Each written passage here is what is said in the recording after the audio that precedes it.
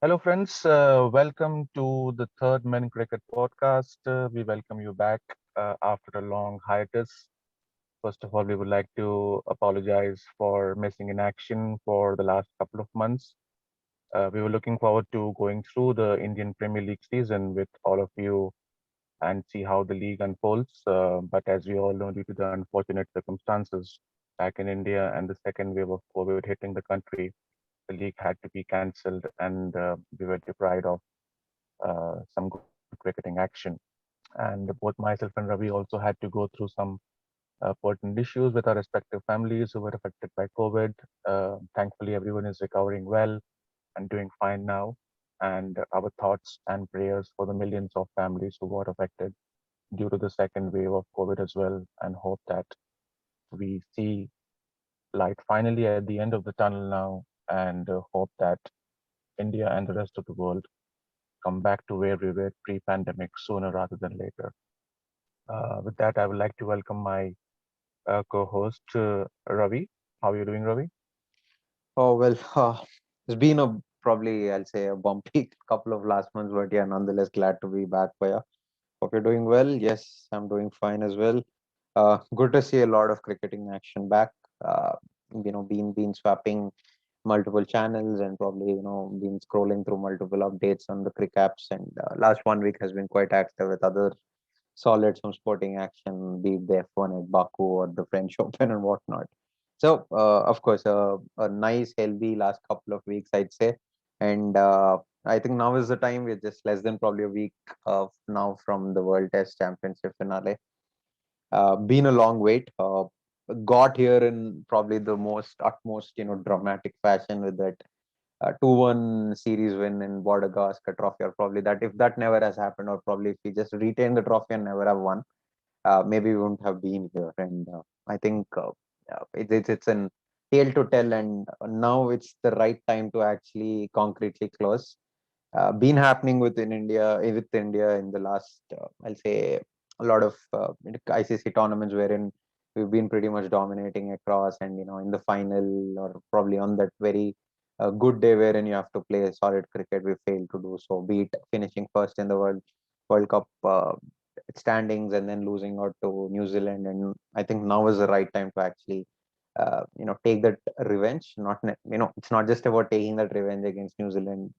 It's probably good for the words or probably nice to speak, but it's all to do with breaking that jinx and kind of gifting the 1 billion hearts who desperately waiting for an ICC trophy. Probably if we were never in race, maybe the desperation wouldn't have been so much. But constantly going and knocking on the door and being asked to come back later is hurts. And I think this is the I'll say a right juncture wherein it's the inaugural World Test Championship, just like how we won the inaugural World T20 as well. I think it would be amazing to just kind of get this trophy home, and I'm pretty sure Virat Kohli will be looking to do that because a lot of questions over his captaincy abilities and whatnot. Uh, of course, I don't question the captaincy abilities much, especially in the Test cricket. You know, uh, but nonetheless, I think he'll be raging and he's desperate to get 100. And I don't think there's any other better occasion or stage, or probably even a venue for that matter, uh, when it comes to actually answering his critics. So uh, bumpy road, of course, but nonetheless, I think even despite that initial hiccups against England, the way we managed to win it back in our home conditions tells you a lot about what this team is made of. And now it's about those solid to have those amazing 2 to 3 days of Test cricket and uh, probably more, but nonetheless, I think it would be enough to kind of get us a trophy, and desperate to do that. Uh, Before we kind of jump into the conditions and all, I just wanted to make a probably a controversial statement, especially when I was watching the Lord's Test against England. Right, I was wondering why the hell do not we have the World Test Championship right here? If ECB is able to host a Test match right in this very venue, I don't see any necessarily any valid reason to actually get this changed to something like a Southampton. mainly because the quarantine rules are pretty much laid out, and the viral load, or probably the way UK has been responsive to COVID also has been quite positive. So I didn't see necessarily much of an hazard and whatnot. But nonetheless, I think I'll not make the usual statement of how BCCI is powerful and whatnot. But what I'd also like to tell is, good or bad, forced or not, this change is welcome, mainly because of the conditions. Probably, if you were just playing in Lords, I think it's a lot more inclined towards in New Zealand, and I think the Southampton venue was a lot more, I'll say, uh, probably less inclined towards New Zealand. I'll still call them the favorites to start, considering the way they've been bowling even today, uh, considering how their batting has also responded. But nonetheless, I'll still make a statement saying, in Southampton definitely suits the way Indians approach this very game of cricket. And uh, what's more important is, we did play good number of games in Southampton. I mean, we did play two tests, which necessarily didn't end well for India. We did see how amazing Moeen Ali was in that very game. At one point, we were actually doing well, and I thought India will come on top. But nonetheless, it is what it is, and how it ends is what matters. And similarly, I also vividly remember the India vs Afghanistan game at AG's Bowl, which I personally watched live in the very same stadium. And the point I'm trying to make here is, Afghanistan played three spinners, Mujib, Rashid, and Nabi. They bowled 30 or 50 overs and were fairly successful in kind of restricting India to about 230 or 225 or so, 224 to be honest. And you know that's a lot. Like, spinners are advantage. We know how we won our home rubbers. So and we also know for a fact that Mitchell Santner may not be like available, and who happens to be their key frontline spinner. Nonetheless, they have a decent bench to cover. But Southampton is one such place wherein their bench strength also talks a lot. uh, you know uh, what the, in addition to the regular players, I think Southampton is where the other additional spinner that New Zealand has, that guy has to be necessarily responsive. And it's not just about one player doing well. uh, it's expected that Southampton will have 5 sunny days, but they have a reserve day as well. So even if there's a day washed out, I think we can expect a result. And uh, you know, I think it would be amazing to see our final again, and probably the whole country and Indians across the globe rooting for their country and whatnot. Uh, Not much around, so I'll just kind of take your view as well on the conditions and the in the build up, and how New Zealand has been recently faring and whatnot, and then we can discuss about our respective playing 11s. What do you say? Will? Go ahead with your view on the entire build up and whatnot. Yeah, very well summed up, Ravi. And I echo your sentiments. Even I was a bit perplexed that if a test match could be played at the home of cricket, which is Lords, why can the WTC final not be played at the same venue? But I guess they made those decisions in advance, keeping in mind the COVID-19 situation, and also because the AGS Bowl is one of the very few grounds in the country which has a hotel facility right inside the stadium. And that would have been absolutely prudent for the traveling Indian team to quarantine in and then later practice on as well. It's been a wonderful journey in the last couple of years as part of this World Test Championship, which has been in the making for a long time as far as the ICC is concerned. And the journey started with the 2019 Ashes series, and we are left with the two best teams deservingly fighting it out in the final. And I think the build-up has been absolutely huge, and fans are queuing up to get some cricketing action. And it will also be wonderful for us viewers to see the fans back at these cricket stadiums, although they'll be filled up to not their entire capacity, but whatever crowd is there will make it for a better viewing. And you can expect the Bharat Army and the Indian fans to be supporting their team right to the hilt. Having said that, yes, India have uh, been test match rusty. The last time they played was against England at home. Um, but they have been in England for some time now, and they have been quarantining right at Southampton at that very ground and have practice sessions as well. And the last time I read was they played an inter squad match as well. So that should hold them in good stead. New Zealand, on the other hand, have had the advantage of being in that country for a longer time and are playing a couple of these irrelevant test matches, but pretty relevant to them so that they are getting used to that conditions. And the way that they are going today, it seems that they might go ahead and win the series with possibly five or six of their first choice players missing in action as well, which I think was a precaution from their end to make sure that their first choice 11 is absolutely fit and getting to go come that final in 5 days' time. Um, and as you mentioned, that India have played a couple of test matches in Southampton in 2014 and 2018, and both the times it was no coincidence that our nemesis proved to be a certain Moeen Ali, where he outspun our Indian spinners and took advantage of the conditions. And in spite of us being in good positions in both those test matches, we threw away the advantage and uh, ended up on the wrong side of the result. But they would like to correct that history. And also, as you mentioned, the hunger to win an ICC trophy, which has been uh, bereft of us for the last 8 years. I think that the last ICC trophy that we won was also in England in 2013, which was the Champions Trophy. And ever since then, we have been falling either at the semi-final hurdle or at the final hurdle. So this will be another test of temperament for this Indian team. And Virat Kohli, as you mentioned, who lost in the 2017 Champions Trophy final and then 2019 World Cup semi-final. And New Zealand has been a sort of a bogey team for us in the ICC tournaments. I clearly remember how they outplayed us in the 2016 World T20 at home. I myself saw that match live in the stadium in Nagpur. And then um, they uh, again beat us in the heartbreaking semi-final loss uh, at Old Trafford a couple of years ago. So all in all, it promises to be an exciting contest.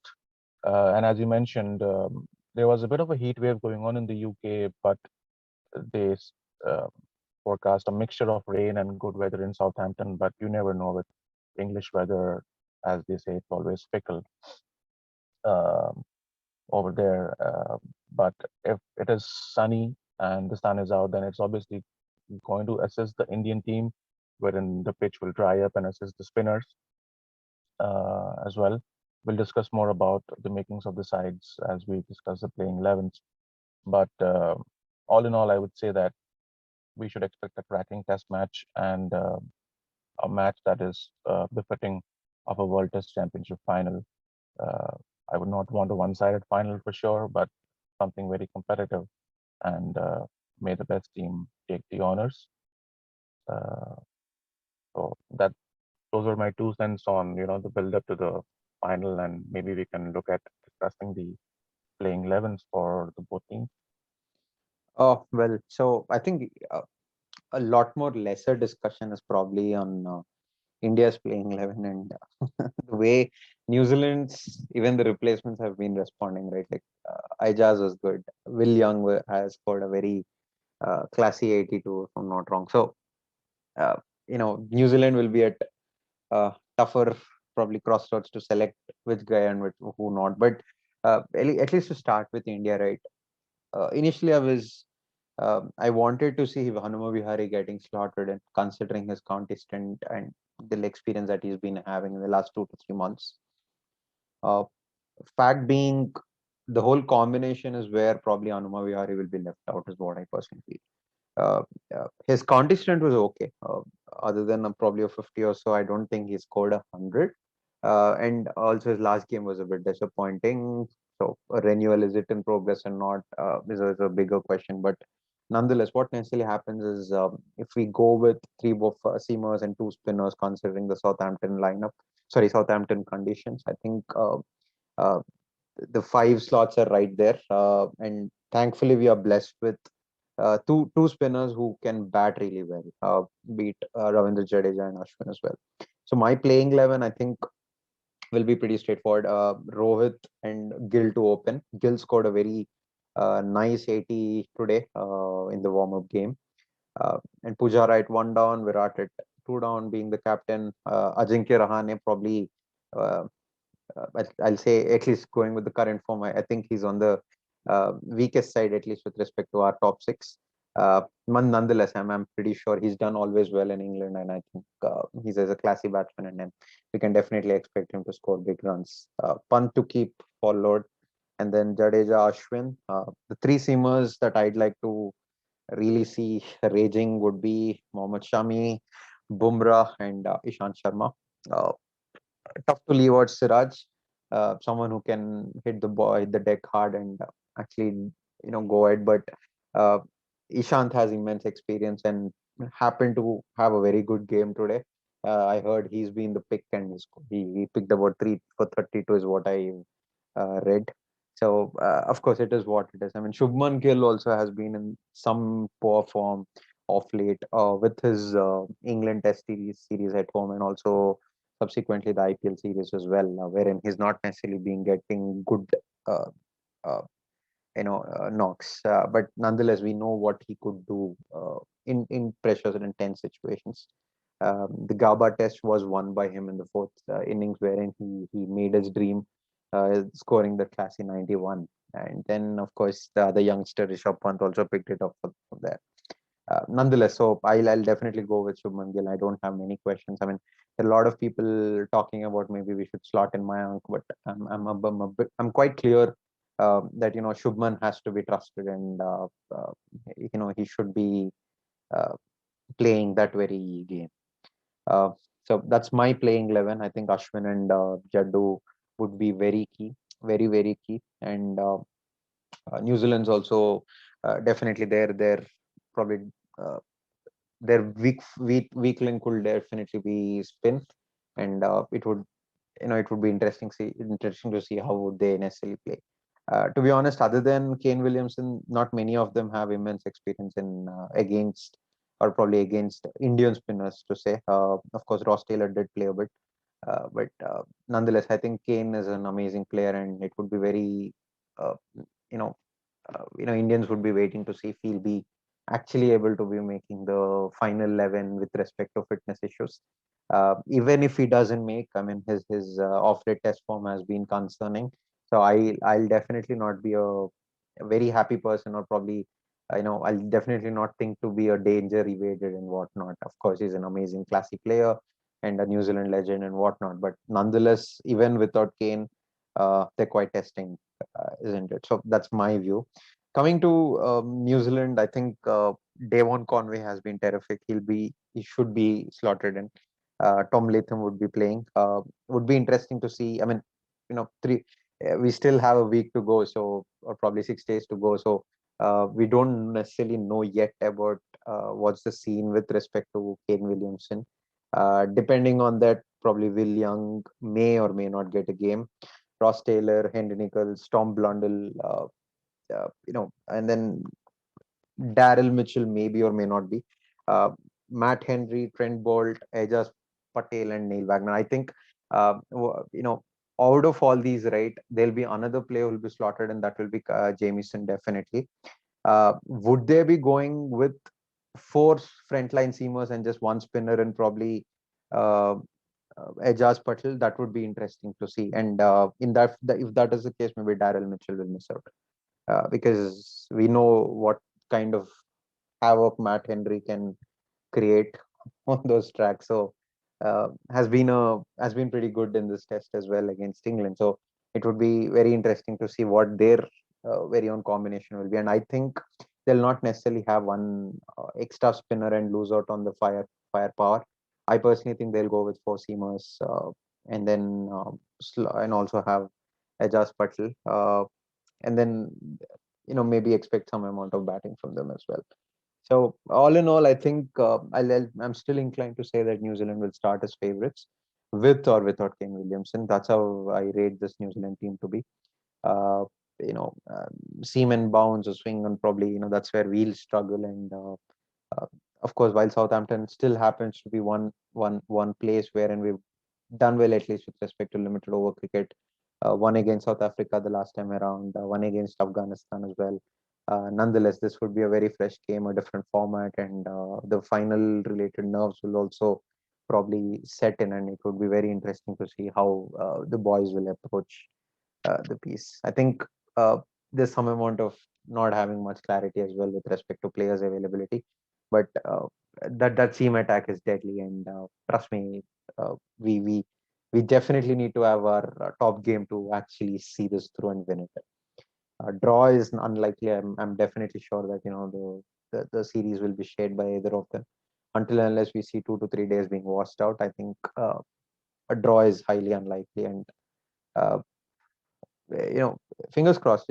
That's a word. I think it's quite exciting, and it would be amazing to see boys do really well and get the trophy back home. Not back home, probably the first time they have to get it home. So that's my take on the playing 11s, and I would love to see your take on what your playing 11 would be. Baya, what's your view? Yeah, when it comes to the Indian playing 11, I think I uh, echo your sentiments. It's going to be a pretty straightforward pick. Um, Rohit at the top, and there might have been a bit of thought as to who is going to partner Rohit, with Shubman Gill's off late form being a bit of a concern in the Test match arena. He had struggled during the home series against England, but even in my book, I would give him a chance ahead of Mayank Agarwal and KL Rahul.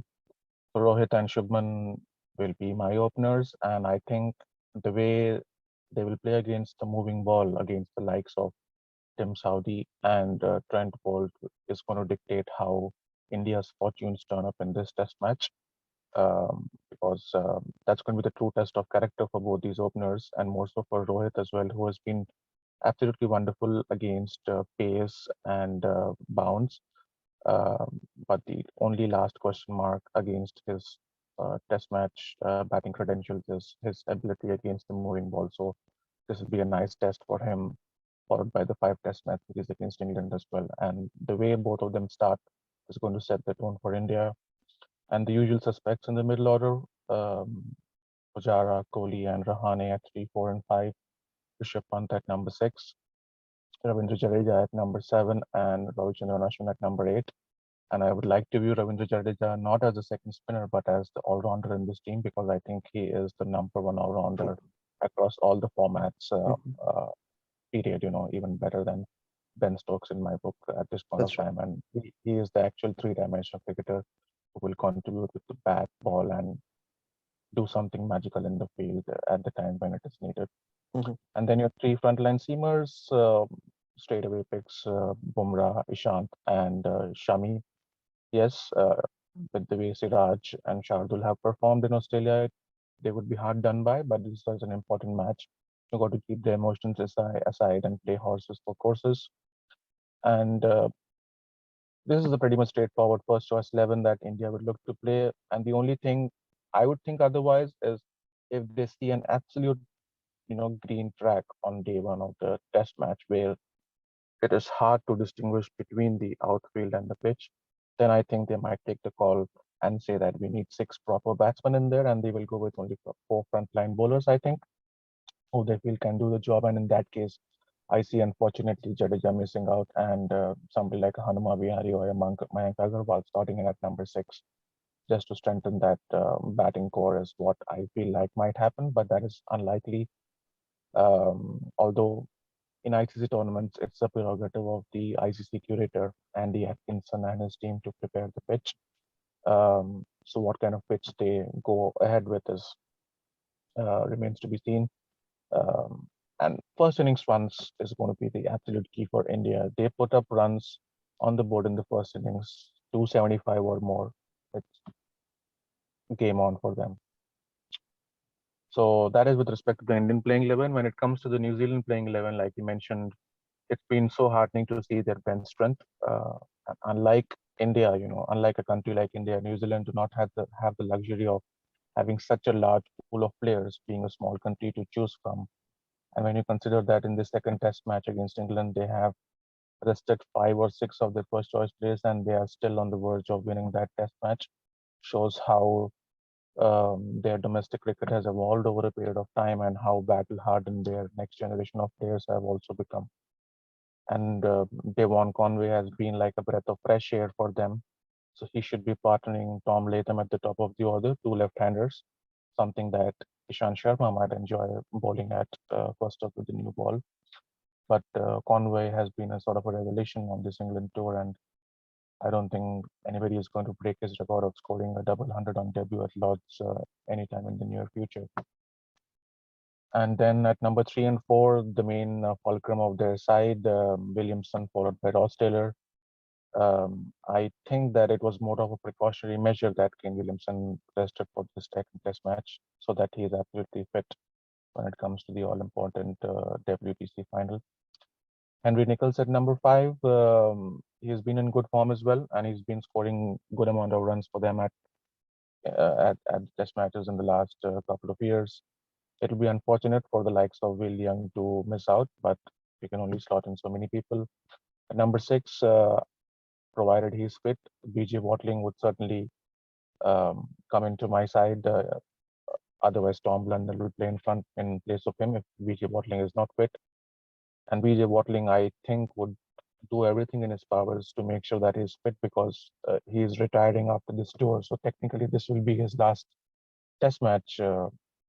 The last test match of his career, and he would want to end it up on a brighter note and play in the WTC final. So I'm thinking that he is going to be fit for that final. So he comes in at number 6.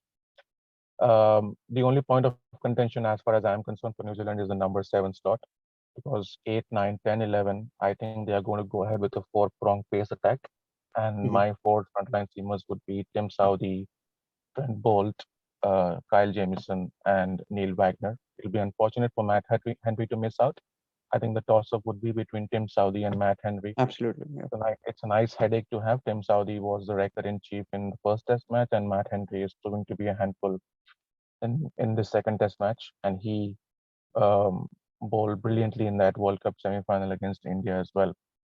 Uh, but I think they would give the nod to Tim Southee. He brings that X factor of batting as well. So I think it's going to be, you know, Tim Southee and Bolts, the two swing bowlers, and then the two enforcers in Wagner and Kyle Jamieson, who has been a revelation as well. And which leaves us only with the number 7 slot. So if Mitchell Santner is fit, then I would go ahead with Mitchell Santner as a spinner. He's also handy with the bat. And India paid too much respect to him in that World Cup semi-final. It was all because of that pressure of being a World Cup semi-final that we played him very sedately. But I think if he's fit, he would play.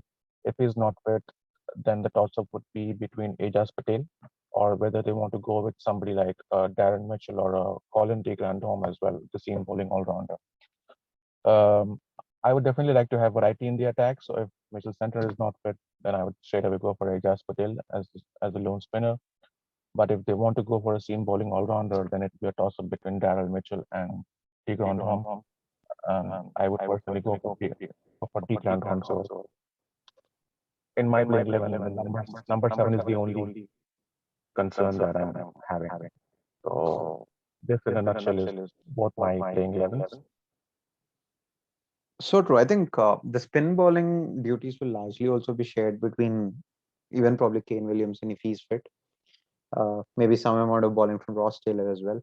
We did see him ball in the past, and I think, like you rightly mentioned, I'm until and unless uh, they were quite gutsy and may just stick to uh, their own strength, irrespective of uh, not having horses for the courses or whatnot, right? Until unless that, if they just want to stick with their strength, I think they might want to play, like you rightly mentioned, uh, maybe all frontline four seamers and maybe have an extra batsman and the batsman in probably in batting, sorry, bowling all rounder who can bowl some pace. But yeah, as you rightly mentioned, I think variety is key, especially against India. While we are known to be good spin bowlers, the conditions do definitely favor the spinners out there. History tells, and also the uh, game against England, which West Indies played, right? There was good amount of contribution from the spinners in that very game as well. So would be interesting. All in all, I think largely agreed, and yeah, it would be very quite exciting because it's been a long time, and we do have that trophy drought, and especially because we were constantly knocking on the door and whatnot. So quite excited. I think those 5 to 6 days probably will be rising very up early in the morning, rising early in the morning, and then probably getting to watch. And same goes with us. We already, a couple of friends of ours also kind of plan to catch up probably day one or day two. Considering it's also the weekend and whatnot. So oh yes, that excitement started, and it's nice to have that such excitement. I think you know till not even IPL. I think IPL is no longer like that very same exciting circuit until unless Sunrise actually reach to the say playoffs and whatnot. But I think the Oh World yeah, I mean, T20 would be interesting to do that as well. yeah, nothing excites us more than a test match. That is the ultimate, and the No doubt. emotion and the drama attached to a 5-day test match is something that cannot be experienced in a T20 game or a one-day game. As somebody rightly put it, it showcases the emotions of life completely. Mhm. Somebody's up one day, somebody's down the other day, and it's a roller coaster ride. And you have to be consistent and playing well over a period of 5 days to end up on the right side of the result. So yeah, I'll be up and running at 3 a.m. in the morning here in Vancouver to start watching the action on day one. I wouldn't want. I never get up at that point of time for a white ball game, but every time I have a good test match to view, irrespective of the time zone, I would just put up the alarm, and that's the excitement that is attached to test cricket. So I hope um, this excitement keeps on going, and it follows it up with the next cycle of the WTC as well, because it's so important to have a context attached to each and every test match that these sides are playing. So true. And the very same context is now onto the world. I mean, the ODI series is being played as well. Not much because we'll be hosting, and but of course that's never been a concern considering how ICC is looking forward to widen it and whatnot. But yeah, nonetheless, uh, yep, that context is very critical, and I think it has made the TV viewing or even the excitement, the general excitement as well, to be quite high and intense. England coming down to India and actually shocking us in Chennai defeat wouldn't necessarily worry us much because we know, we can just probably definitely beat them over the next few weeks. But what actually added to that intensity was the context to the very same World Test Championship of how we went and defeated Australia on their own background, in their own backyard, and now here we are losing to England, and there was a lot of chaos, ruckus, and whatnot, and then of course India did respond. Uh, I'd say in a very shrewd manner. So that's true, Pawan. I think that's pretty much it from my side for this very episode. I think we will definitely be uh, collaborating further in the coming few weeks and months because there's a lot of cricketing action, and I think there's good amount of content that we all can expect. And any final thoughts from your side, Pawan? No, I think I would say let the games begin, and all will look forward to this historical occasion. The first ever WTC final, and as I mentioned earlier, all we want is good cricket out there, and engrossing cricket out there. And I would say it's 50-50 before the start of the game for both India and New Zealand, and may the best team win. Okay, so there's a very recent update, like right away that I got. I'll probably just mention. So Faf du Plessis actually collided with Mohammad Asnain while fielding in a PSL game and has been just rushed to hospital for checkup. I hope all is well with Faf.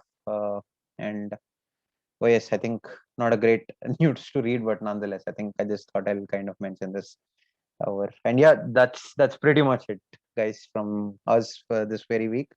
We shall be talking further on many other cricketing uh, you know happenings across the globe and whatnot, and of course exciting 10 days ahead. Let's hope India is going to win this, and oh yes, we're going to come with more content. So that's about it for this week, guys. Take care, stay safe, everyone, and have great fun with the cricketing action across. Thank you everyone, and we'll reconvene after the World Test Championship final is completed, to give you a review of that and also have a brief discussion of the other cricketing action that has been going on around the world. Thank you very much for tuning in and enjoy the WTC final. Thank you. Cheers, guys. Bye bye.